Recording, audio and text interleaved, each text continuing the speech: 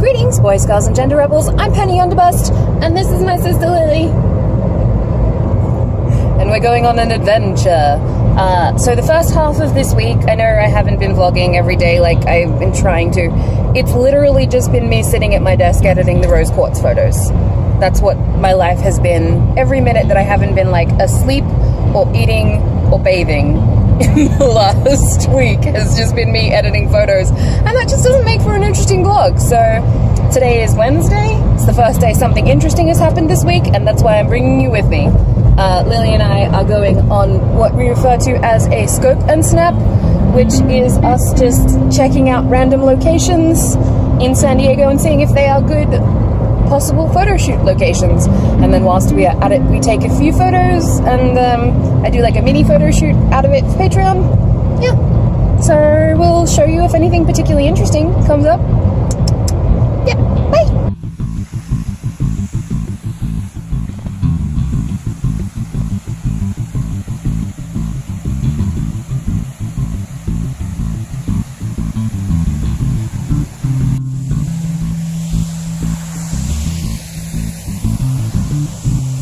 There's a middle school up there. So any of my fans go to that middle school? That'd be weird. This is nice. It's like a shady area. I like shade, helps photos turn out. Something that you learn very quickly when you start taking photographs of yourself, or of anyone for that matter, is that lighting matters more than the camera that you're using in like 99% of fucking cases. So when you find like a nice little shady area somewhere beautiful, it's a little bit of a godsend. Because usually you have to wait until golden hour to get any good photos in most outdoors locations, because either the sun is blaring down on you or there's no sun to be heard of. Nice here though. Sometimes we find like really pretty things and places, but like 9 times out of 10 they're in the meridian strip of a major road. What is with that? Why are cities like, you know, I'm gonna put the prettiest part of our city just in the middle of a highway. Just in the middle of a highway where no one can enjoy it.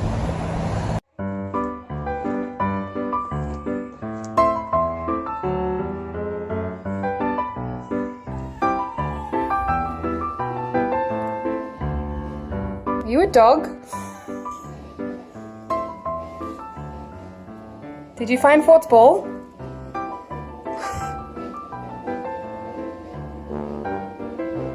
Now he's pretending he doesn't care. Yeah, now he's like, what? I wasn't playing with it.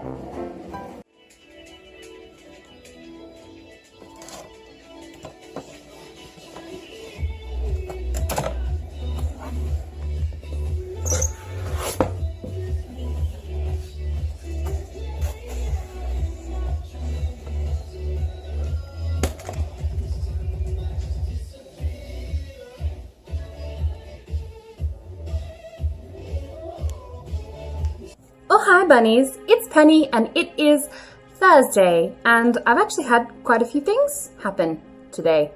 First of all, yesterday after Lily and I went on the shoot and snap, the scope and snap, sorry, that's what it's called, scope and snap. After we did that, I went home, I had a shower, and I finally started reading the new Robin Hobb book. It's so good. It's the final book.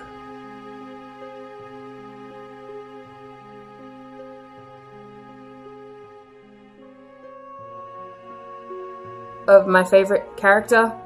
It's like probably, like, I don't know how it's gonna end. One might assume he's gonna die because the book series is based on like his whole lifetime. Like the first one starts, he's very young and it's kind of him growing up, and this is like the finale of the final trilogy that he's gonna be in, and so like my brain goes to, well, he's gonna die, or maybe he's not, maybe they'll just, his story will retire. But Fitz and the Fool is this series, and it's written so well.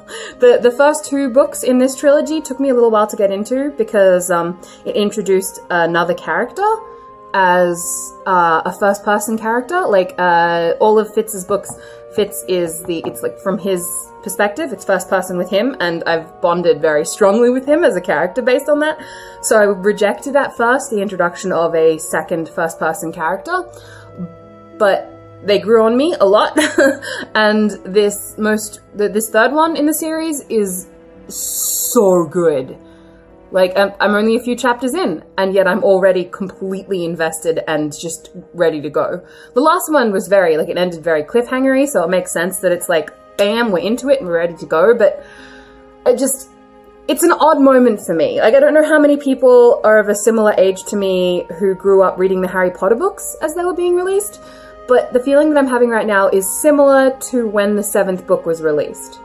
Only a much more extreme level, because I actually care more about the Robin Hobb books, and they've been part of my life for much longer, and the Harry Potter books were coming out year after year, so I knew when it was going to end. This one, it feels a little more out of the blue. It's more like if George R. R. Martin, like if Game of Thrones were being summed up, if that makes sense. Robin Hobb's very similar, I think, to George R. R. Martin, by the way, for those who are interested and haven't heard of Robin Hobb. She does political high fantasy, which is the same sort of literature that George R. R. Martin is. She's much nicer to her characters than Martin is, and I don't want you to think that that means that no one has a bad time, because in Robin Hobb's books, people have bad times. But I find that Martin, it's like anytime a situation arises, you know that the worst possible thing is going to happen.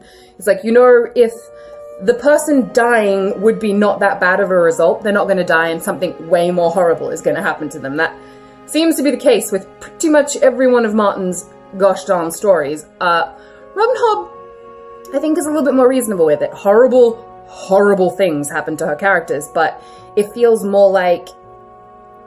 It just feels less obvious to me. Like, I don't know when something bad's gonna happen, and sometimes good things happen. So it keeps me more interested, and it keeps me more emotionally invested in the story and the characters.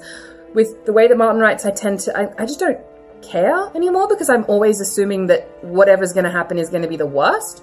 It's sort of like how when you watch a Hollywood movie, most of the time you know everyone's gonna get out alive in the end. With Martin, it's kind of the same, where it's just most of the time I know that everyone's gonna have the worst possible time that they can have. And the only people who are ever going to get ahead are the characters that are mean and that you don't like, because that's how Martin likes writing. I think Hobb is like an unproblematic Martin. So, for anyone who doesn't like high fantasy, I just had a massive fucking rant at you all that you don't care about whatsoever, but Hobb is amazing, and this latest book, yeah, it has me feeling weird, because it's very, very good, and I'm very grateful to be back with my Fitzy Fitz and my Fool and my bee, and I'm glad, but at the same time, when it's done, it's done. And that's like the end of an era. That's like saying goodbye to some of my very best friends. So, I don't know. That's most of what I've been doing. Getting prepped for Anime Expo, which is coming up. Only 2 weeks away. It'll be good. Yep. That's Thursday. See you later, bye! I've been inside reading the last several days, and the outside world is so bright to me right now. On the plus side, I do have new sunglasses that make me feel a little bit like Lara Croft. Alright, so what have I been up to the last few days? Well, I haven't really felt like vlogging much. I have been reading a lot, and I have been working. Work has mostly been in the form of editing photos again and boring stuff. But the book's been really good. It's maintaining how great it is, and again, I'm feeling weird about parting with old friends, but other than that, I have been...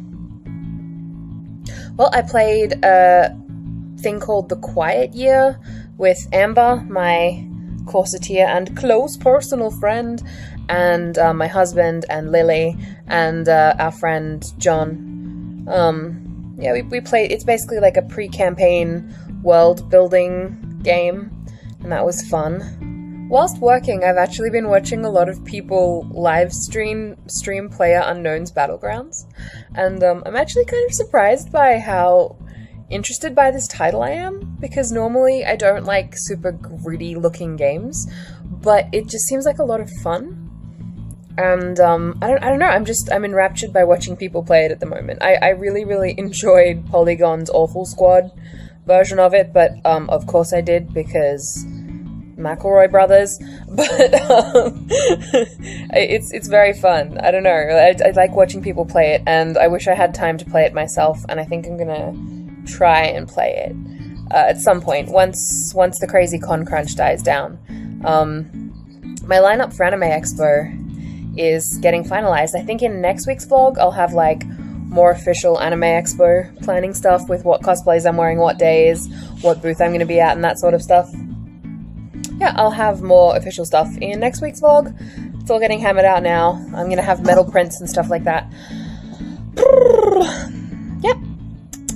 That's kind of it for this week's vlog, you guys. I hope it was chill and, I don't know, at least semi-entertaining to come along with me on my normal week at home. Yeah, from the bottom of my little black half heart, because the other half is holding the camera.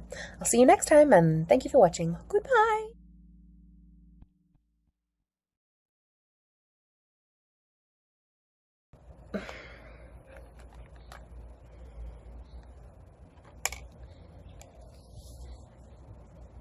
Sunglasses are easy to use when you have long hair.